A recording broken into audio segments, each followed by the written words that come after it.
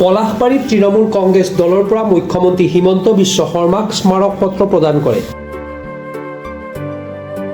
পলাশবাৰী সমজিলাৰ উপায়ুক্তৰ কাৰ্যালয়ৰ জৰিয়তে দক্ষিণ কামৰূপ জিলাৰ তৃণমূল কংগ্ৰেছ দলৰ আহ্বায়ক বিকাশ নাথ যোগীৰ নেতৃত্বত প্ৰেৰণ কৰা হয় এই স্মাৰক পত্ৰ।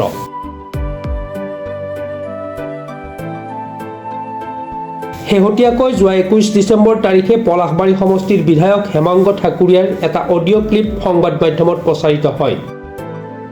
প্ৰচাৰিত অডিঅ' ক্লিপটোত পলাশবাৰী সমষ্টিৰ বিধায়ক হেমাংগ ঠাকুৰীয়াই 300 বিঘা মাটিত প্ৰতি 1 বিঘা মাটিত 8 লাখকৈ কমিশ্যন বিচাৰিলে। অডিঅ' ক্লিপ প্ৰচাৰিত হোৱাৰ পাছতে বিধায়কগৰাকীয়ে দ্বিতীয় দিনা এটা প্ৰেছ মিট সম্বোধন কৰি কয় যে এগৰাকী বিশেষ বিজেপি নেতাই কয়লা গৰু কাঠৰ চিণ্ডিকেটৰ লগত জড়িত। এই দুয়োটা বিষয়ৰ ওপৰত বিধায়ক হেমাংগ ঠাকুৰীয়াক CM ভিজিলেন্সৰ জৰিয়তে জেৰা কৰি বিষয়টো তদন্ত আওতাত আনি দোষীক উপযুক্ত শাস্তি প্ৰদান কৰিবলৈ ৰাজ্যৰ মুখ্যমন্ত্ৰী হিমন্ত বিশ্ব শৰ্মাক দাবী জনায়। যিহেতুকে যোৱা 21 ডিচেম্বৰত বিভিন্ন সংবাদ মাধ্যম সামাজিক মাধ্যমত এটা অডিঅ' ভাইৰেল হৈছিলে আৰু সেই অডিঅ'টো কোনো এলাহেলা বা সাধাৰণ মানুহৰ নাছিলে, স্বয়ং শাসকীয় দলৰ আমাৰ পলাশবাৰী সমষ্টিৰ বিজেপি বিধায়ক হেমাংগ ঠাকুৰীয়া ডাঙৰীয়াৰ আছিলে। আৰু যিটো অডিঅ' ভাইৰেল হৈছিলে সেই অডিঅ'টো অত্যন্ত দুখজনক আৰু বিৰোধিতা বা নিন্দাজনক। আৰু এইটো যিহেতুকে আমি যি অডিঅ'টো পাইছিলোঁ, অডিঅ'টোত উল্লেখ আছিলে যে হেমাংগ ঠাকুৰীয়াৰ তেওঁৰ নিজৰ কথা তাত ৰেকৰ্ডিং আছিলে আৰু সেই ৰেকৰ্ডিংটোৰ ক্লিপ সহকাৰে বাজিছে যে 300 বিঘা এটা মাটি প্ৰতি বিঘাত মানে 8 লাখকৈ তেওঁ এটা কমিশ্যন বিচাৰিছিলে। আৰু কমিশ্যনটোত তেওঁ এনেকুৱা ধৰণৰ বিচাৰিছে যে তেওঁ যিহেতুকে বিজেপি বিধায়ক, তেওঁ আকৌ 25 বছৰ তেওঁ পলাশবাৰীত শাসন কৰি থাকিব লাগিব।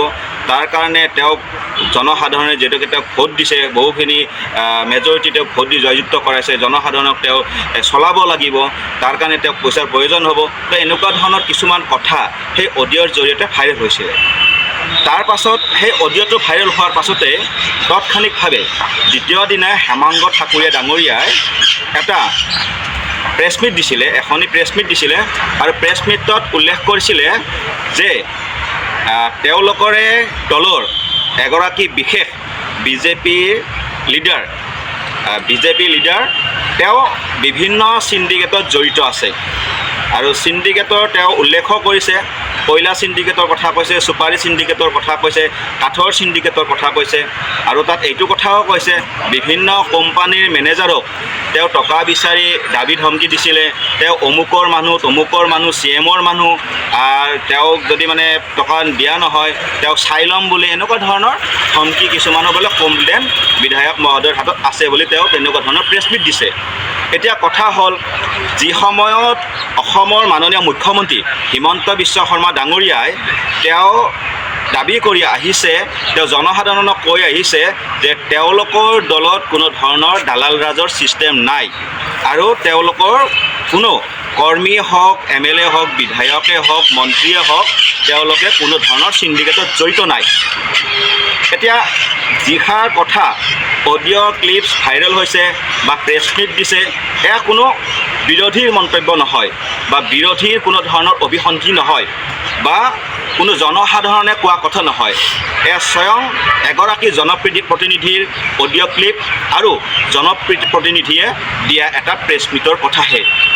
হিমন্ত বিশ্ব শৰ্মাই যি হিচাপে কৈ আহিছে, আজি 2 বছৰ 3 বছৰ আগত দালাল ৰাজৰ বিৰুদ্ধে এটা অভিযান চলাইছিলে আৰু বহু প্ৰতাপী দালালবিলাকক তেওঁলোকে এৰেষ্ট কৰিছিলে আৰু তেতিয়াই কৈছিলে যে কোনো দালালক তেওঁলোকে প্ৰশ্ৰয় নিদিয়ে। এতিয়া মই আপোনালোকৰ জৰিয়তে, সংবাদ মাধ্যমৰ জৰিয়তে মই মাননীয় মুখ্যমন্ত্ৰী মহোদয়ক অনুৰোধ কৰিছোঁ যে আপোনাৰ দলৰে এগৰাকী বিজেপি বিধায়কৰ, পলাশবাৰী সমষ্টিৰ বিধায়ক হেমাংগ ঠাকুৰীয়া ডাঙৰীয়াৰ এটা অডিঅ' ক্লিপ ভাইৰেল হৈছে, য'ত তেওঁ মাটিৰ কমিশ্যন বিচাৰি 8 লাখকৈ তেওঁ টকা বিচাৰিছে। তো এও এটা দালালৰে ছিষ্টেম। তো আমি আপোনাক অনুৰোধ কৰিছোঁ, অতি শীঘ্ৰেই বিধায়ক হিচাপে দালালি কৰা বিধায়কজনক আপুনি তদন্তৰ আওতাত আনিব লাগে। তদন্তৰ আওতাত আনি যিখিনি আইনী প্ৰক্ৰিয়া সেই আইনী প্ৰক্ৰিয়া আনি তেওঁৰ বিৰুদ্ধে এটা বিহিত ব্যৱস্থা ল'ব লাগে। লগতে বিধায়ক মহোদয়ক আৰু এটা জেৰা কৰিব লাগে যে তেওঁ নিজে স্বীকাৰ কৰিছে এগৰাকী বিশেষ ব্যক্তিৰ কথা, নাম মেনশ্যন নকৰাকৈ বিশেষ ব্যক্তিৰ কথা কৈছে। তেওঁ যিহেতুকে নামটো জানে, তেওঁৰ তাত সকলো প্ৰমাণ আছে বুলি কৈছে। আৰু সেই বিধায়ক মহোদয়ক মানে তেওঁ জেৰা কৰিব লাগে যে কোন চিণ্ডিকেটত জড়িত আছে আৰু প্ৰকৃত চিণ্ডিকেটৰ গৰাকী তেওঁলোকে আইনী প্ৰক্ৰিয়াত আনি যিখিনি যাৱতীয় কৰণীয় কাম এই আইনী প্ৰক্ৰিয়া কৰি বিহিত ব্যৱস্থা ল'ব লাগে। আৰু আমি অনুৰোধ কৰিছোঁ আমাৰ মাননীয় মুখ্যমন্ত্ৰী হিমন্ত বিশ্ব শৰ্মা ডাঙৰীয়াই আমাৰ এই যি দাবী, এই দাবীৰ প্ৰতি সঁহাৰি জনাই বিধায়ক হেমাংগ ঠাকুৰীয়া আৰু যিগৰাকী ব্যক্তিৰ চিণ্ডিকেটৰ লগত জড়িত থকাৰ কথা কৈছে তেওঁক তদন্তৰ আওতাত আনিব লাগে। আৰু এই গোটেইখিনি বিষয়ক আমি আমাৰ পলাশবাৰী ডিষ্ট্ৰিক্টৰ আমাৰ উপায়ুক্ত আমাৰ যি ৰশ্মি বৰুৱা গগৈ বাইদেউ আছে, তেখেতক আমি এইখন স্মাৰক পত্ৰ আমি দিব আহিছোঁ। গোটেইখিনি বিষয় আমি এই স্মাৰক পত্ৰত আমি সন্নিৱিষ্ট কৰিছোঁ।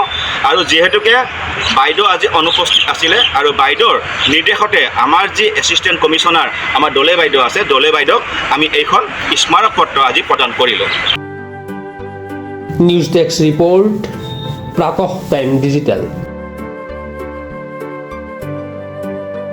Mobile plus physiotherapy wellness and rehabilitation centre, দক্ষিণ কামৰূপৰ ব্যৱসায়িক প্ৰাণকেন্দ্ৰ বিজয়নগৰৰ লগতে VIP চক আৰু গুৱাহাটী মালিগাঁও পাণ্ডৱনগৰত থকা তিনিওখন ক্লিনিক বৰ্তমান প্ৰায় 20 বছৰৰ অভিজ্ঞতা পুষ্ট তথা এতিয়ালৈকে প্ৰায় 40,000 ৰোগীক সুস্থ কৰি তোলা ডক্টৰ পল্লৱী নাথৰ তত্বাৱধানত চলি আছে।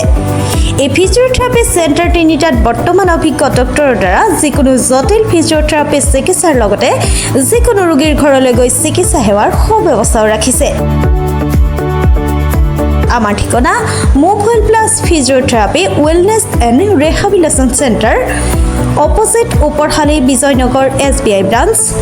আমাৰ VIP চকৰ ঠিকনাটো হ'ল VIP Chowk near VIP bus stop, Borjhar, Guwahati.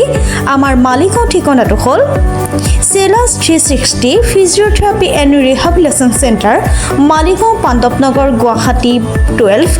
আমাৰ যোগাযোগ নম্বৰ হৈছে 8011744696।